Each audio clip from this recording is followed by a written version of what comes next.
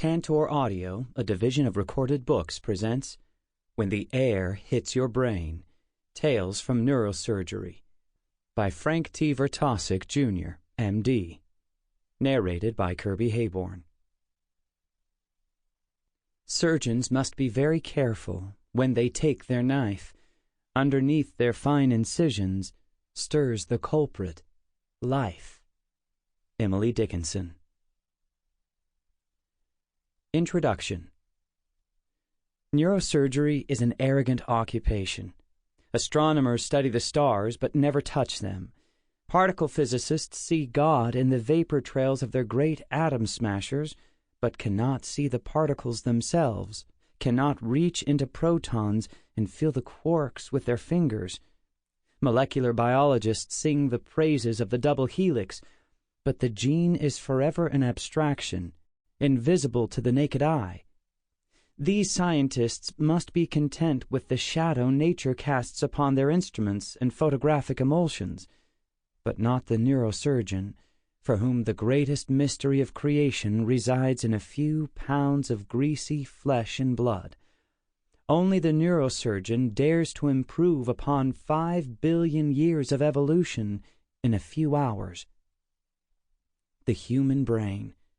A trillion nerve cells storing electrical patterns more numerous than the water molecules of the world's oceans. The soul's tapestry lies woven in the brain's nerve threads. Delicate, inviolate, the brain floats serenely in a bone vault like the crown jewel of biology. What motivated the vast leap in intellectual horsepower between chimp and man, between tree dweller and moon walker? Is the brain a gift from God, or simply the jackpot of a trillion rolls of DNA dice?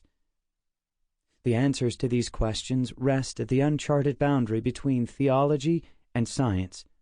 We do know one certain thing about the brain: it is not unbreakable. When an unfortunate Homo erectus plummeted from a cliff, suffering the first hominid head injury, mankind learned of the exquisite vulnerability of the pink goo between their ears. Surgeons of antiquity believed the brain sacrosanct, beyond their healing skills. As late as the 19th century, when bold surgeons attempted anything, even the repair of a beating heart, the nervous system was still considered off-limits. Although ancient shamans trephined holes in the skull to allow evil demons to escape, they knew that breaching the dura, the brain's leathery covering, meant the patient's sure demise from infection, bleeding, coma. Some mornings I awaken and wonder how I ended up a neurosurgeon. One day I was a poor college student rummaging under my sofa cushions for a few quarters to buy French fries. The next thing I knew, I was wrist deep in someone's skull. What happened in between remains a blur. There is a misconception that surgeons flock to their profession at an early age, drawn as if by a religious calling. Well, I didn't grow up planning to be a brain surgeon. I admit, as a child, I tried to build the visible head model, but I threw away the macabre plastic replica of a human noggin when the eyeballs fell out and rolled off the kitchen table. I should have taken this as an evil omen, but alas, I didn't. So here I am. What draws people into glamorous medical careers? For some, it's vindication for being a loser early in life. The grade school wimp beaten in the playground, the high school geek who never had a date. For others, it's the secure and large income. As for me, I wandered too close to a dangerously seductive profession and wound up stuck for good, a fly in the spider's web. Had I never seen a brain operation, I doubt that the thought of doing brain surgery would have occurred to me. But once I viewed the living brain and was exposed to the seductiveness of the profession's arrogance in the flesh, I was hooked. Brain surgeons have a well-cultivated public mystique, an aura of supreme intellectual and technical competence created by the imperious and brilliant Harvey Cushing, father of American neurosurgery and one of the first surgeons to specialize in brain operations. Cushing descended from a long line of medical men. Aristocratic and dashing, he drank his afternoon tea from fine china and stored his cigarettes in a sterling silver case. He also had a keen eye for the media, fashioning himself into the medical superstar of the pre-television era. He even made the cover of Time magazine. Cushing knew that the brain was better PR than blocked colons and gangrenous legs. He endlessly exploited the public's fascination with his infant specialty. But, in truth, the myth of the brain surgeon is largely that, a myth. While one can't be stupid and be a neurosurgeon, brain surgery isn't the most intellectually demanding occupation on earth. I can read a CT scan, but the people who designed and built the scanner's circuits tower over me in cognitive power. I see a blood clot crushing the life from a brain and deduce that the clot should be removed, but Gomer Pyle would reach the same conclusion. My job is not easy, however. The high stakes make it tough. Unlike other parts of the body, the brain and spinal cord have little capacity for self-repair. If a general surgeon injures a piece of bowel during an abdominal operation, she simply stitches the injury, or, if that's not possible, removes the injured segment. With 8 yards of bowel, there's plenty to spare. Even a trashed heart or liver is replaceable, but when I cut a nerve, it stays cut. Neurosurgeons do things that cannot be undone. The grave consequences of our actions render even the most trivial of tasks difficult. Put a foot-wide wooden plank on the driveway and walk its length. No problem. But suspend that same board 10 stories in the air and try walking its length again. The difficulty of a task transcends mere mechanics. Irreversibility of our missteps is one reason why I also awaken each morning wondering how I can get out of neurosurgery. The fly struggles in the web. Our training period, simultaneously the worst and best part of our careers, remains one of the most arduous apprenticeships on earth. There are no neurosurgical prodigies. Little Elmo will never be the first in his advanced track grade school to lop out a frontal lobe. Whether genius or dolt, everybody runs the same 17-year gauntlet from high school to board-certified brain surgeon. Why? Because neurosurgery, like all surgical fields, is a cult, a religion with mandatory rites of passage. All trainees must submit to the ordeal, must endure the withering years of death and disease, must feel abject humiliation at the hands of their professor priests.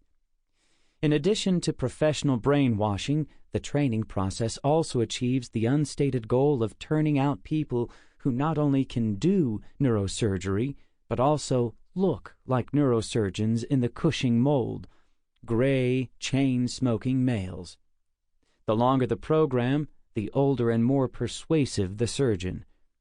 A 25-year-old man can pilot a spacecraft to the moon, but please keep him out of Mama's head. This book details my odyssey into neurosurgery. However, the story focuses not upon my own talents, which are far from exceptional, nor upon any bizarre case histories or lurid physician behavior. No sex and linen closets here, no inside scoops on prominent medical personalities. The focus is upon the ordinary. Ordinary patients and doctors facing difficult diseases and, at times, displaying extraordinary courage. The book is a loose collection of clinical tales. I recall my residency as an anthology of patient experiences, not as a didactic education or a plotted storyline. I remember nothing of the chapters on rheumatoid arthritis I read in medical school, but I do remember the distraught grandmother with gnarled fingers who could no longer roll cookie dough for her grandchildren. The book, like my training, is a collage of human beings. The patient vignettes tend toward the gloomy side, and I may be accused of making the field of neurosurgery look like Hamlet, and that nearly everyone dies in the end. These stories do not mirror the field of neurosurgery at large, in which good outcomes vastly outnumber complications and deaths. I chose cases that became landmarks in my own progression from steel worker to surgeon of the central nervous system. Failure instructs better than success. A single death shapes the surgeon's psyche in a way that 50 saves cannot. Neurosurgeons face terrible diseases, brain cancers, spinal cord injuries, head trauma, lethal hemorrhages. We confront patients deprived of speech, movement, vision. In many cases, disaster strikes them like lightning in the form of sudden headaches, seizures, car accidents, or simple stairway tumbles. We see what no one would ever ask to see. Nevertheless, the nobility of the human spirit will always shine through the ugliness. The worst tragedies can be the most inspiring. During my training, I felt like Robert E. Lee, who, after witnessing great heroism in the midst of terrific carnage, mused, "It is well that war is so terrible, or we should grow too fond of it." While based in reality, all of the names in this book have been changed, and the true clinical stories altered substantially, even partially fictionalized, to protect the confidentiality of patients and the privacy of those who were and still are my friends and colleagues. The patients, physicians, and events depicted here are composites of many occurrences, people, and conversations that took place over 10 years. I did not intend to write with journalistic accuracy or to chronicle my life, which, after all, is similar to the lives of 1,000 other neurosurgeons. If my listeners crawl into the mind of a generic neurosurgeon in training and witness what he witnessed, feel what he felt, fear what he feared, and marvel at the drama played out in any hospital, in any city, on any given day, then I have achieved my purpose. Chapter 1. The Rules of the Game. July 1st. Neurosurgery Residency. Day 1. 5 a.m. A sickening wave of déjà vu flooded over me as I looked at the automatic doors to the porch, the neurosurgical step-down unit. I had a sudden impulse to flee, to hide under my bed until it all went away. 6 more grueling years of training loomed before me. Those years weighed heavily upon my brain that morning, like tons of ocean water submerging me, away from the sunlight of a normal life, normal job, normal things.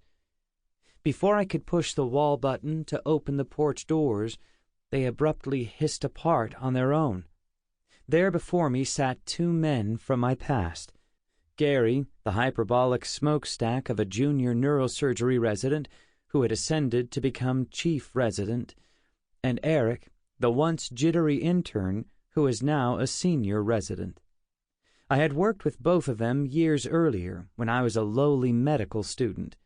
We would be spending the next 6 months together on the boss's service, covering his pain patients as well as taking care of the trauma patients and other ER hits to neurosurgery.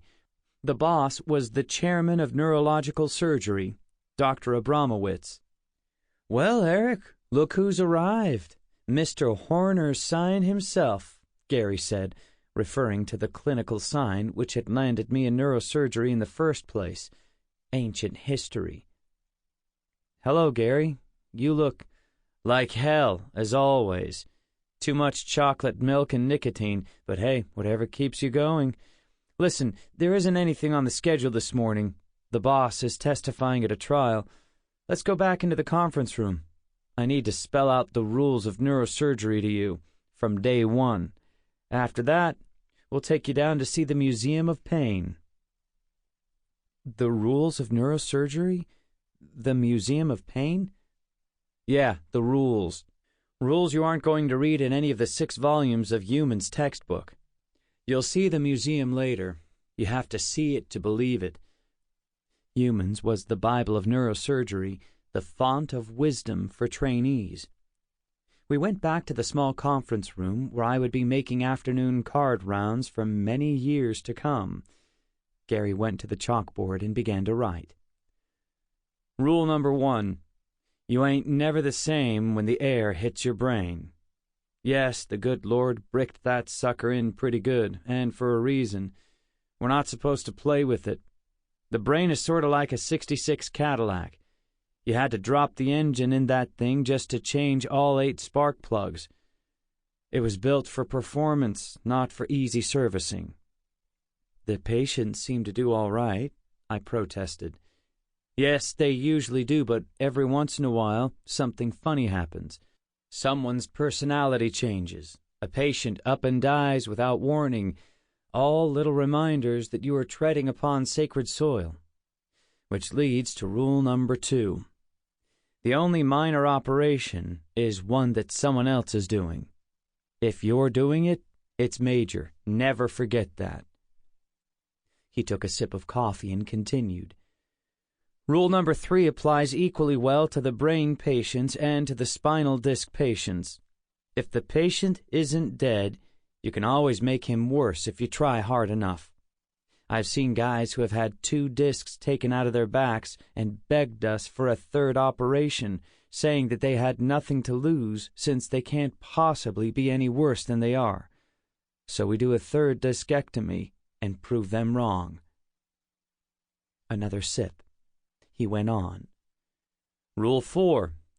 1 look at the patient is better than 1,000 phone calls from a nurse when you're trying to figure out why someone is going to shit. A corollary, when dealing with the staff guy after a patient goes sour, a terrible mistake made at the bedside will be better received than the most expert management rendered from the on-call room bed or the resident's TV room. Look at the patient. Rule 5. Operating on the wrong patient or doing the wrong side of the body makes for a very bad day. Always ask the patient what side their pain is on, which leg hurts, which hand is numb. Always look at the films yourself and check that the name on the film matches the name on the chart. Always look at the consent and look at the patient's bracelet. To do otherwise is a setup for a res ipsa. Res ipsa? I asked. They never taught us that one in medical school. And they never will. It's a legal term, short for res ipsa loquitur, or the thing which speaks for itself. It means a malpractice case in which the error is so obvious that even a non-expert can see that a fuck-up has occurred. A patient falls off the OR table. You cut off the left leg when it's the right one that's gangrenous. You send someone with a broken neck home from the ER with only an aspirin prescription. A patient bursts into flames during defibrillation. You take a disc out of a Mrs. A. Johnson when it was Mrs. J. Johnson who was supposed to have the operation. Res ipsa is checkbook time. Just write in a string of zeros. Have I forgotten anything, Eric? Eric thought for a moment. Well, he said, turning to me, just remember the rules of any surgical residency. Never stand when you can be sitting, never sit when you can be lying down, never use the stairs when there are elevators, never be awake if you can be asleep, and always eat and shit at the first available opportunity. He thought some more. And always agree with the boss. The boss is the residency program. When it comes to ego, neurosurgery is the major leagues, the NFL, the NBA, the big time. Grovel and beg at the appropriate times, and you'll do fine. This is residency now, Gary chimed in again. You aren't the hotshot medical student or the know-nothing intern who can be forgiven any mistake. This is for keeps. This is your career. No more temporary rotations in pediatric endocrinology or tropical diseases. You'll do this shit until you die. Are you ready? I said, are you ready? Yes. Let the games begin. Chapter 2. Slackers, Keeners, and Wild Cards. My descent into neurosurgery began in medical school, where I sought refuge from the real world. I took my undergraduate degree in theoretical physics, a great field if your name is Einstein. As a former steel worker, my personality tended toward careers which offered me some realistic chance of making a living. The great Enrico Fermi, father of nuclear fission, once said that there are two types of physicists, the very best and those who shouldn't be in the field at all. Any theoretician who isn't the best is a fraud, a pretender. I had done well in physics, but not well enough to pass Fermi's test. I decided, virtually by default, to become a doctor.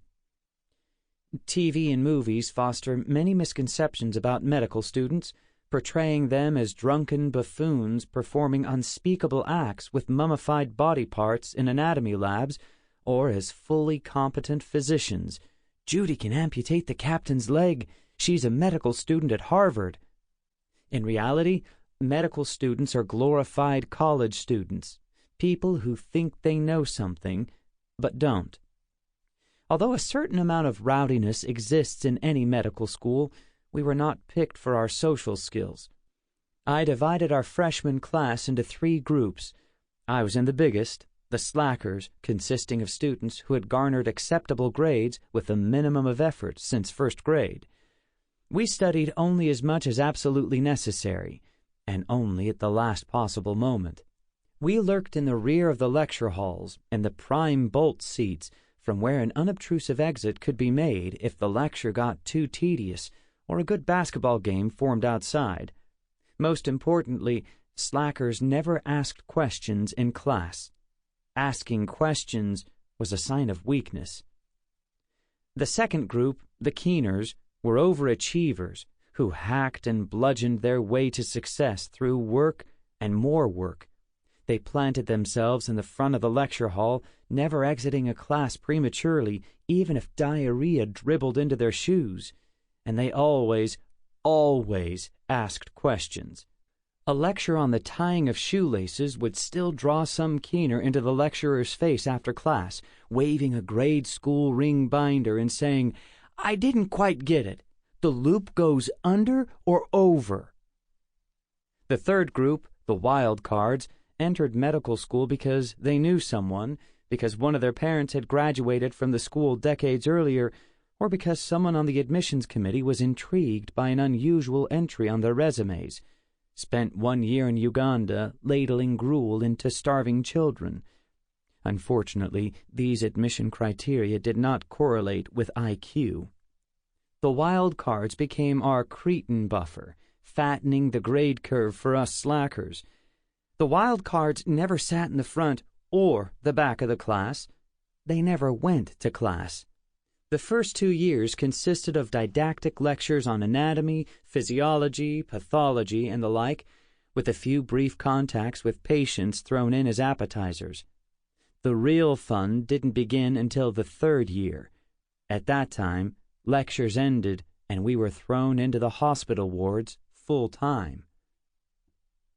7 clinical tours of duty, or rotations, made up the 3rd year. 9 weeks of internal medicine, 9 weeks of pediatrics, 3 weeks of anesthesiology, 6 weeks of general surgery, 6 weeks of obstetrics and gynecology, 6 weeks of psychiatry, and a 3-week elective in the surgical subspecialty. My schedule arrived in August, listing my first rotation as the surgical subspecialty rotation. Great, I thought. I'll do cardiac surgery. Maybe I'll be a chest surgeon. When I went to sign up, the secretary in the student affairs office dryly informed me that I could not do cardiac surgery, since the cardiac surgeons wouldn't let any medical students onto their service unless they had finished the 6-week general surgery rotation first. She thrust a list of remaining possibilities at me: ear, nose, and throat, orthopedics, plastic surgery, urology, neurosurgery. Students were stacking up behind me. I had to think fast. Nose-picking, carpentry, facelifts, the stream team, the head crunchers. Nothing seemed as interesting as cardiac surgery. Oh, well, it was just a crummy 3 weeks anyway. Give me neurosurgery. She jotted it down.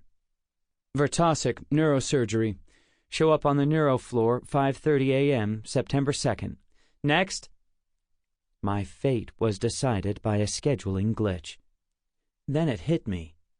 5:30 a.m., as in before dawn? Was she joking? On a gray September morning, I slogged to the hospital for my first day as a real doctor on the University Neurosurgical Service. I was about to step onto the slippery slope. The neuro floor was dark and quiet, the nurse's station empty. I tracked down a nurse, making his rounds, and introduced myself, then asked him where I might find someone who would know what it was I was supposed to do. Look in the porch. The porch? I had visions of some congenial place full of wicker rocking chairs. He pointed to a set of automatic double doors at the end of the long hallway. You know, the porch, the neuro step-down unit. Right there. Thanking him, I wandered to the porch entrance. The doors carried the imposing label, Neurosurgical Continuous Care Unit, authorized personnel only. I felt a bit of pride. For the first time in my life, I was authorized personnel. I pushed a switch on the wall, and the doors swiftly separated. The porch was a small room with a tiny work desk at its center. 6 patient beds, 5 of them occupied, were crammed in a semicircle around the desk. Electronic monitors dangled from the white ceiling, and the walls were covered with metal baskets stuffed with gauze sponges, packages of gloves, IV kits, and other disposable medical paraphernalia. The air smelled of antiseptic. Faint monitor beeps were the only background noise. No wicker furniture here. The patients, looking like giant Q-tips with their heads wrapped in bulky white bandages, were asleep, or comatose, I didn't know which. At the desk sat a thin, haggard man sporting a day's growth of beard and wearing a white jacket over his blue surgical scrubs. He hunched over a stack of charts, scribbling away. I tapped his shoulder, and he jumped in his chair, startled by my intrusion. "Jesus Christ!" he hissed at me. "Who are you?" "Frank Vertosick, third-year student, doing a neurosurgery rotation. A nurse told me to come here. Is this the porch?" "I'm Gary," he whispered back, calming down a bit. "Junior resident. Yeah, this is the porch. This is where we keep people who aren't sick enough for the intensive care unit, but are too sick to go out on the floor and be forgotten. Most of them are post-ops. Except that one." He pointed to a young man, perhaps a teenager, with a thin plastic hose leading from his head bandages to a complicated contraption on a metal pole beside his bed. "That guy's a head trauma. We're still watching his ICP, but he's wrecked. He'll go out to the graveyard until we can place him." ICP, graveyard, place him. Clearly the language we'd spoken in the first 2 years of medical school would be of little use here. ICP means intracranial pressure. The graveyard is the area of the floor where we keep the unconscious people. And when we say place him, that means find some nursing home that will take him off our hands. He isn't going to be any better than he is now. I see you have a lot to learn." "That's why I'm here." I beamed. "No, you're here to be my fucking slave," he said with a broad grin. "Now, sit there like a good boy and let me finish my notes. Then we'll get some breakfast." Gary went back to leafing through the charts, jotting down laboratory values and vital signs onto soiled note cards as he went. Every so often he would moan or mutter obscenities to himself, displeased with some chart entry. At last he clapped the last chart shut, stacked the charts in a pile, and placed them in a basket for the porch secretary. He leaped from the chair and beckoned me to tag along. We exited the porch and took the long elevator ride down to the hospital cafeteria. Gary broke the silence in the humming elevator as he lit a cigarette. There are 3 residents and 1 intern on our service. Me, the junior resident. Hank, the senior resident. Sample complete. Ready to continue?